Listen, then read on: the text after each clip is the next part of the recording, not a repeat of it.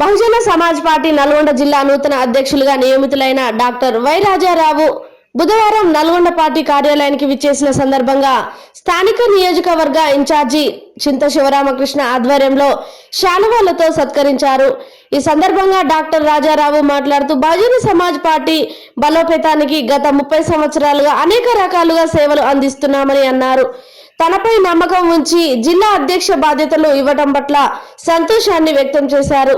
RS Praveen Kumar నాయకత్వాన్ని బలపరిచేందుకు కృషి చేస్తానని, జిల్లాలో పార్టీని బలోపేతం చేస్తామని అన్నారు. ఈ కార్యక్రమంలో నాయకులు కత్తుల కాంశీరాం, పెరిక అభిలాష్, భీం ప్రసాద్, ఎలిజబెత్, గోసుకొండ కవిత, శేఖర్, మురళి తదితరులు ఉన్నారు. అధ్యక్షునిగా ఆర్ఎస్ ప్రవీణ్ కుమార్ గారు నాకు బాధ్యతలు ఒప్పచెప్పడం జరిగింది. కాబట్టి ఇక్కడ ఈ పార్టీ దేవరకొండలో నల్గొండ జిల్లాలోని పార్టీ ఏదైతే ఉందో ఆ పార్టీ మొత్తం కూడా కొద్దిగా డిజాల్వ్ చేయడం జరిగింది.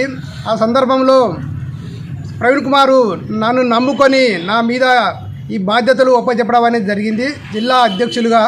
కాబట్టి ఈ అధ్యక్షుడిగా నా యొక్క బాధ్యత నేను బాబాసాహెబ్ అంబేద్కర్ కానీ, మహాత్మా జ్యోతిరావు కానీ, సాహు మహారాజ్, కన్సీరామ్ వీళ్ళ యొక్క అందరి యొక్క భావజాలని పుణికిపుచ్చుకొని నేను ఈ పార్టీలో పనిచేయడం అనేది జరుగుతుంది. కాబట్టి వాళ్ళ యొక్క ఆశయాలు నెరవేర్చడం కానీ ఈ పార్టీకి కంకణ బద్దులై పనిచేయడానికి అవకాశం ఉంది.